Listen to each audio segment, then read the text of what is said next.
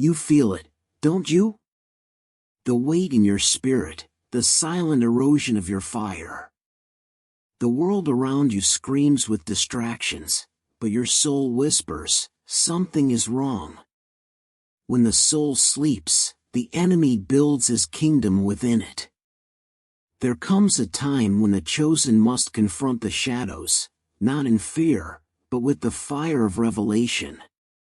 If you felt the emptiness creeping in, the hunger for something real, this is your wake-up call before it's too late, before you lose what was never meant to be lost. Here's what must be done. And before we dive in, make sure to subscribe. This is not just another channel, this is a place where the called awaken. Your words are spoken, but they have no weight. Your prayers rise, but they feel empty. This is not normal, it is the sign of a heart disconnected from divine power. Prayer is not about the words you say, but about the power that flows through them. When your prayers become mechanical, something is missing. It means the life source has been severed. The chosen do not pray to go through the motions, they pray to shake the heavens and to wage war in the spirit. But when prayer turns into mere repetition, it is no longer a weapon, it is a ritual void of fire. Think back to the days when your prayers carried weight, when you whispered a name and heaven moved. When you prayed in the secret place and you felt the presence of God so thick, time lost its grip. Where did that go? It did not fade on its own, it was stolen. Prayer is spiritual breath. When it becomes hollow, it means something is wrapped around your soul and is suffocating it. But what is this force? It is the slow poisoning of distraction, doubt, and spiritual fatigue. The enemy does not need to silence your prayers completely, he only needs to make them powerless. When a warrior's weapon is dulled, he does not stop fighting, he sharpens it. That is what must happen now. Your prayers must be reignited, but how? The answer is not in trying harder, it is in surrendering deeper. Prayer is not about effort, it is about connection. If your connection to the source is weak, your prayers will be weak. The first step is identifying what has numbed your prayers. Have you allowed distractions to fill the sacred space? Have you replaced communion with entertainment? Have you stopped believing that your prayers change things? Many think that spiritual dryness is just a phase, something that comes and goes. But dryness is not a phase, it is a warning. It is a sign that something has entered your spiritual atmosphere and is draining you. The enemy does not attack randomly, he is strategic. He knows that if he can weaken your prayers, he can weaken your defenses. A powerless prayer life is an open door to spiritual attack. If your prayers no longer have authority, you must ask yourself, what have I allowed to take its place? One of the greatest deceptions is that routine prayers are enough, that going through the motions is enough. But the chosen do not survive on routine, they thrive on fire, and that fire is only sustained through real, raw, desperate prayer. Look at the great warriors of faith throughout history. They were not casual about their prayer lives.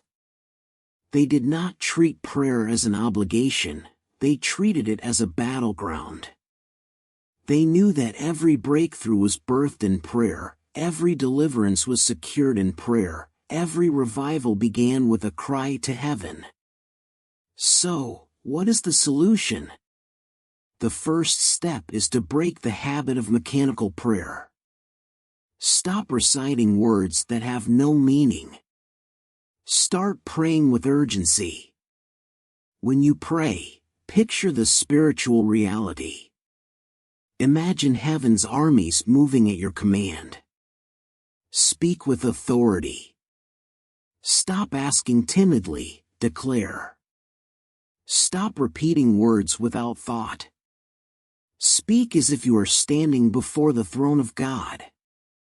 Your prayers are not just words, they are weapons. When spoken in faith, they cut through darkness. The second step is to remove distractions. The enemy will always fight to keep you from deep prayer. He will use busyness, entertainment, even good things, to keep you from the best thing. If your mind is too full, your spirit will be too empty.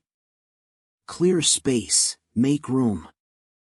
Let silence invade so that heaven's voice can be heard. The third step is to return to prayer as an act of war. Understand this, you are not just saying words, you are shifting atmospheres. You are tearing down strongholds. You are calling things into existence. If your prayers are not moving things, it is because you have stopped praying with power. Restore the fire by praying until something shifts. The chosen do not stop at surface-level prayers. They press in. They war. They do not let go until heaven answers. If your prayers have been hollow, it is not too late. The breath of God can fill them again, but you must choose to revive them. Do not wait for the fire to return on its own, ignite it. Speak. Declare. Pray as if your life depends on it, because in many ways, it does. What are you feeding your spirit? If your mind is full of noise but your soul is starving for truth, you will wither. Many do not realize that their spiritual state is a direct reflection of what they consume. Just as the body weakens when deprived of nutrients, the soul weakens when it is not nourished with the right substance. The world offers endless distractions, entertainment endless. Scrolling conversations that lead nowhere, but none of it satisfies. These things may fill time, but they do not fill the soul. Imagine someone who eats nothing but empty calories, processed foods with no nutrients. They may feel full for a moment, but in time their body will break down, weakness, fatigue, disease. These are the consequences of malnutrition. The same is true in the spiritual realm. Many feel drained, distant, and powerless, but they do not realize that the cause is their spiritual diet. They have been feeding their minds with meaningless content, and they wonder why their spirit has no strength. The chosen are called to a different kind of nourishment. They do not survive on what the world offers. Their sustenance is the Word, their strength is the presence of God. But when the diet of heaven is replaced with the diet of the world, the soul begins to decay. The symptoms appear subtly at first, prayers become weak, conviction fades, faith turns into doubt. It does not happen overnight, it happens in small choices and gradual compromises. This is how the enemy works. He does not attack with obvious destruction, he infiltrates through subtle substitutions. Instead of seeking wisdom, you seek opinions. Instead of reading the Word, you consume endless news and media. Instead of spending time in the presence of God, you spend hours absorbing distractions. And the result? A starved spirit, a soul that is alive but barely breathing. The question is, what are you allowing into your mind? Every piece of content, every conversation, every piece of information you absorb is either feeding your spirit or draining it. You cannot consume the world all day and expect to walk in divine power. It is impossible. If your intake is earthly, your output will be weak. If your mind is filled with human wisdom, your spirit will lack supernatural strength. The solution is radical. You must change your diet. You must become intentional about what you allow into your soul. This is not about legalism, it is about survival. The enemy has flooded the world with distractions designed to drain your spirit. The chosen must guard themselves. The chosen must know when to disconnect from the noise and reconnect with the source. Start with the Word. It is not just a book, it is spiritual food. If you are weak, it is because you are not feeding yourself with truth. Many say they do not understand the Bible, so they avoid it. But hunger is not about understanding, it is about consuming. Eat first, revelation will come later. Do not wait until you feel like it. Just as your body needs food, your soul needs the Word. Even when it feels dry, even when it feels like nothing is happening, keep eating. The nutrients are working, even if you do not feel it instantly. Then evaluate, what is stealing your hunger? Entertainment? Endless social media? Negative conversations? If something is dulling your desire for God, it must go. The enemy wants you spiritually numb so that you do not even realize you are starving. He wants you so distracted that you do not even feel your own hunger. But when you silence the noise, when you cut off the distractions, the hunger will return. The chosen are not casual about what they consume. They are aware that everything entering their mind is shaping their spirit. They do not allow anything to enter unchecked. They filter everything through the lens of truth. If it does not build them up, if it does not draw them closer to God, they reject it. This is not about isolation, it is about discernment. The chosen are in the world, but they are not of it. They know that what they feed will grow. If they feed their spirit, faith will grow. If they feed their flesh, doubt will grow. So what are you feeding? What is growing in you? If you feel distant from God, if you feel empty, the first step is to examine your intake. Change your diet, and you will change your spirit. The fire will return when it is fueled by the right substance. The hunger will increase when it is no longer dulled by distractions.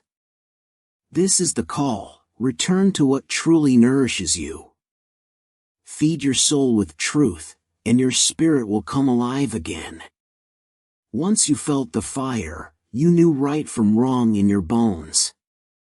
Now, the lines blur and compromise no longer disturbs you. This is the mark of a soul under siege. The enemy does not come with obvious destruction, he comes with subtle erosion. What used to feel wrong now feels normal. What used to stir your spirit now barely registers. Conviction, the inner voice that once guided you, is growing silent. This is not a small issue, it is a red flag. Conviction is not condemnation. Condemnation is the voice of the enemy telling you that you are too far gone. Conviction is the voice of the Spirit calling you back before it is too late. When conviction fades, it means that the distance between you and God is growing. It means that your heart is becoming desensitized. It means that what once hurt you no longer does. This is not a random occurrence, it is a carefully crafted plan. The enemy knows that the easiest way to destroy a chosen one is not to attack them directly, it is to numb them gradually. How does this happen? It happens when small compromises go unchecked. The enemy does not tempt you with destruction, he tempts you with comfort. He whispers, "It's not that bad. He convinces you that what was once unacceptable is now tolerable. He uses the voices around you to normalize what once felt wrong. And as you accept small compromises, your heart hardens. You no longer feel the weight of things that once troubled you, and one day you wake up and you do not feel anything at all. Spiritual numbness is not just a phase, it is a warning sign. A heart that no longer feels conviction is a heart drifting into dangerous territory. The chosen are called to be set apart, they are called to live differently.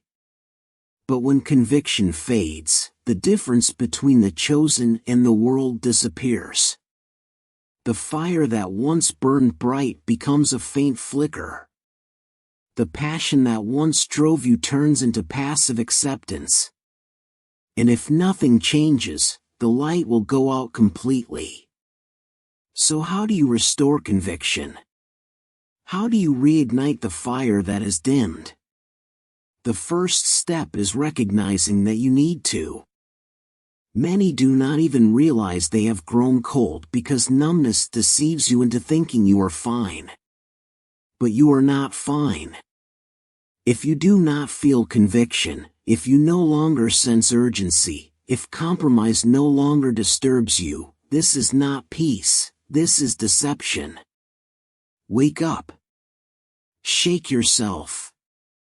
You were never meant to live comfortably in compromise. The next step is to remove whatever has desensitized you. What have you allowed into your life that has dulled your spirit? It may be entertainment, it may be relationships, it may be distractions. It does not matter what it is. If it is robbing you of conviction, it is robbing you of your calling. The enemy does not fear a believer who has lost their fire. He knows they are no threat to him. But when a chosen one wakes up, when they throw off what has numbed them, when they return to the intensity of the Spirit, that is when the enemy advancing. The chosen were never meant to live in passive faith, they were meant to live in pursuit of the presence of God, pursuit of holiness, pursuit of purpose. The moment you stop pressing forward, you begin to drift, and drifting always leads away from the fire. The comfortable cage is built in layers. It starts with small compromises, choosing convenience over conviction, choosing the easy path instead of the right one. Then it grows into a lifestyle where faith is no longer an active force but a passive belief. You attend services, you speak the right words, but deep inside you know the fire has dimmed. You no longer take risks in faith, you no longer step out of your comfort zone. You live a life that is spiritually safe and spiritually powerless. But here's the truth, the chosen were never meant to live safe lives. They were meant to live surrendered lives. The great men and women of faith throughout history were never comfortable. They faced opposition, persecution, and trials, but they also carried power. They lived with urgency. They did not settle into a life of ease because they knew that comfort is the enemy of calling. The moment you stop challenging yourself, the moment you stop stepping into the unknown, is the moment your faith begins to wither. How do you escape the comfortable cage? The first step is recognizing that you are in one. Many do not even realize that they have settled. They assume that because they are not struggling, they are in God's will. But the absence of struggle does not mean the presence of purpose. The chosen are called to advance, to push forward, to take ground. If you are not moving, you are not growing. The second step is to disrupt your own comfort. Choose to do something that challenges your faith. Step into something that requires God's power to sustain you. This could be fasting, praying for longer than you ever have, stepping into ministry, sharing your faith boldly, or simply asking God what He wants you to do next. The key is to break the cycle of passivity. The third step is to embrace refinement. The chosen are not refined in comfort, they are refined in fire. When you start stepping out of the cage, opposition will come, resistance will rise. But do not fear it. This is the proof that you are moving in the right direction. Fire does not destroy the chosen, it purifies them. The trials that come against you will not break you, they will strengthen you. The time is now. Do not waste another moment living in the illusion of safety. The enemy wants you passive, quiet, and ineffective, but you were never meant to live that way. The fire is still inside you. Stir it up. Step into the unknown, walk boldly. The chosen do not live to blend in, they live to set the world on fire. If you have made it this far, it means the battle for your soul is real. But here's the truth, if your soul were not valuable, the enemy wouldn't fight for it. The chosen do not live safe lives, they live surrendered lives. You're not here by accident. The fire is still inside you. Stir it up.